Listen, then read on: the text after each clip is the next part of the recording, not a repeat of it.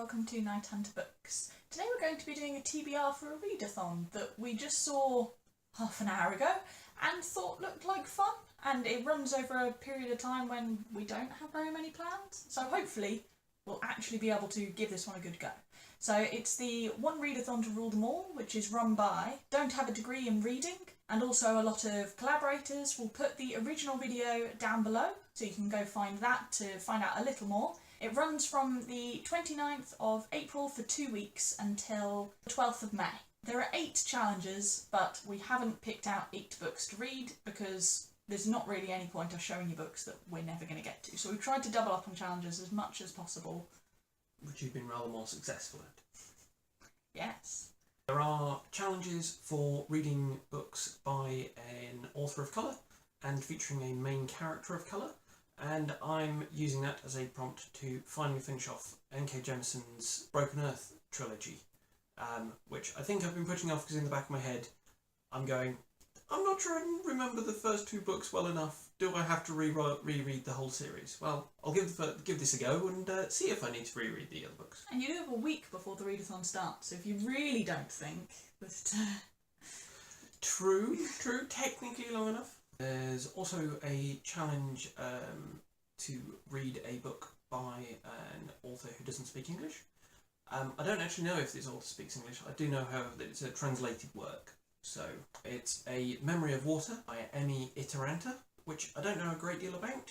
I believe it's a coming-of-age story featuring a magical water source. Something along those lines. I'll tell you more after I've read it. One of the challenges is to read a book that's over 1,000 pages. I don't, and actually neither of us, have a book on our TBR that's over 1,000 pages, but I decided that I would pick the longest book on my TBR as my best go at this. That book is 1Q84, which is normally published in 3 different parts, but this is an omnibus edition. It's by Haruki Murakami, who is an author that I really like. I know that this is dystopian. I don't know how much of it's fantasy, but I know that most of Murakami's books have some fantasy elements. Even if it's science fictional, they don't all make science sense, so... You couldn't write a shopping list without a cat person turning up. Yeah, exactly.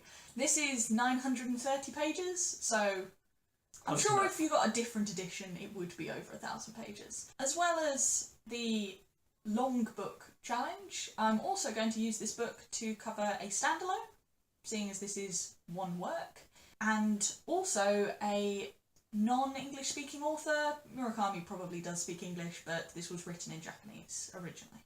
It could also cover a few of the other challenges, but I'm going to leave some for the other book. My next book is Witch Boy by Ostertag. It's a middle grade graphic featuring LGBT representation, which is one of the challenges. Features a boy who wants to learn magic growing up in a family where magic is restricted to girls. It's also under 300 pages. The only other book that I'm actually going to try and read during those 2 weeks, because I'm expecting the other book to take me more than the 2 weeks probably. Read this one first. Yes, I'll read this one first so I feel more accomplished. This is Sorcerer of the Wildeeps by Asahnte Wilson. This is one of the Tor.com novellas, so it's my under 300 pages book, which also has LGBTQIA plus representation, I believe. You already read it. And a person of colour main character, a non-European setting, and a person of colour author as well. So between these 2 books, I think I've got everything covered, but if you don't believe I do, let me know and I can try and find a different book. But I am quite pleased with how efficient I've been with this. My next book is a book that's been on our to read pile for 2 years? 2014 Christmas. Since the Christmas of 2014. Oh, actually no, January sales of 2015. January 15. It's S by J.J. Abrams and Doug Dorst, which is sort of 500 pages. However, there's 2 novels written over those 500 pages, one of them written in the margins of the other, which actually I hadn't realised and is the first thing that's made me want to read it, and I figure that means I can count each of the 500 pages twice, which means I can use it for this challenge. To be fair, you also don't have any books like over 600, 700 pages on your TBR, so you don't even have any that are... Apart from Mallory's Mort Darther, which, you know, sort of fantasy... Still only 900. Yeah. But you wouldn't read it. No. Certainly not in 2 weeks. No. This is just a randomly picked spread. One of the ones that doesn't have random extra bits and pieces in it. And that's kind of indicative of how much writing is on the pages outside of the original text.